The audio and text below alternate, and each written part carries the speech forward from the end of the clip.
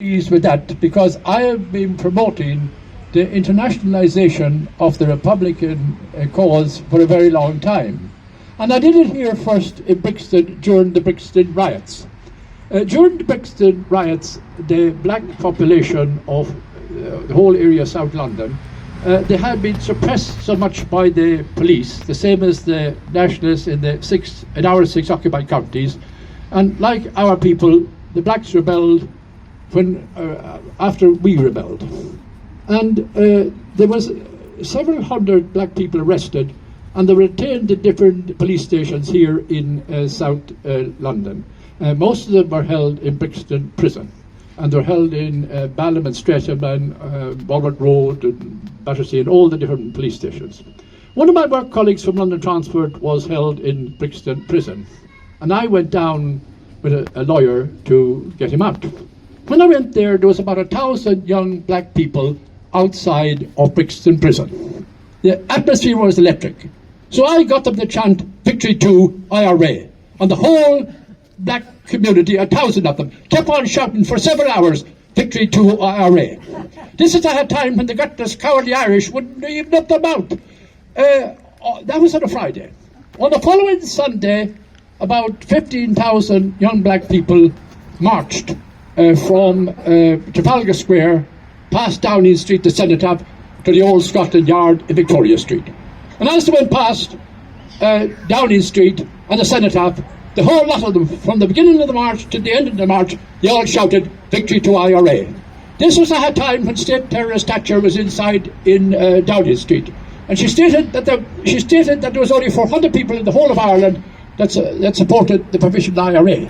Well, I had made a liar of her, because there was 15,000 people back and past her own house, and she knows what they were saying. On the Monday, the Daily Express published on its front page, well, you can imagine what they published about the black people shouting, going past Downing Street. And she said, she castigated the editor, and she said that he had given them the oxygen of publicity.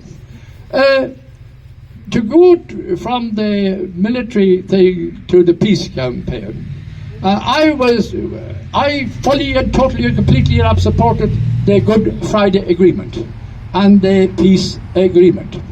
And again, I attempted to internationalize the situation, the Irish situation. I was involved with the Kurds here in London, the Kurds from Iraq, the Kurds from Iran, the Kurds from Syria, and the Kurds from Turkey. And the Kurdish people in Turkey, they became involved in something like the Irish peace process. And the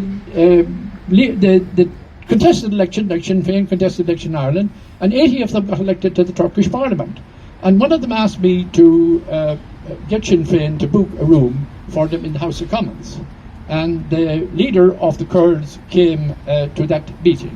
So the first thing she done was she thanked Sinn Féin for booking the room, and she linked the Kurdish problem with the Irish thing. So the Irish problem was internationalized because that went out to the whole Kurdish world.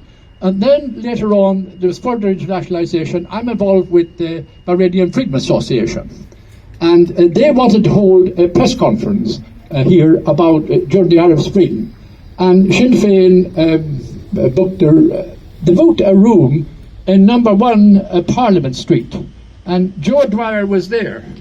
And Pat Doherty was the person that chaired the press conference. And about 13 television crews from different parts of the world came to the press conference, including the leader, including the editor of Al-Quds and Al-Haram, the two very big Arabic newspapers. And we got into trouble because the room was packed with journalists and packed with television people. And poor Joe Dwyer had a terrible problem to keep them from coming into the room because we would be violating the fire regulations of the House of Commons. But that internationalized the cause of Ireland, because Pat Doherty made a short speech and he said the way that Irish Republicans were banned from television, and here he was getting international television publicity for the cause of Sinn Féin and the cause of the British occupation of our country. The further internationalisation of it in more modern times is with Pat Reynolds, my fellow countryman down there, and Frank, who is standing beside me here. We go to all the different pro-Palestinian marches with our national flag. There again, we're we're focusing attention on the partition of Palestine and the partition of Ireland. So we're getting a very good publicity. Recently, I was involved with the students' union here at the School of Oriental and African Studies, and I went there with a banner, Palestine Chucky Law, and that got international publicity as well. And there's a prominent American photographer, and she asked me, could she take my photograph, and she's put it into a book published in New York. She gave you half page, Palestine Chucky Law. So what we have to, when Terence McSweeney died, or when he went on hunger strike, and when he died, international attention was focused on the British occupation of our country. So we are now committed to the Good Friday Agreement. And finally, I did an interview at the last march in support of Palestine.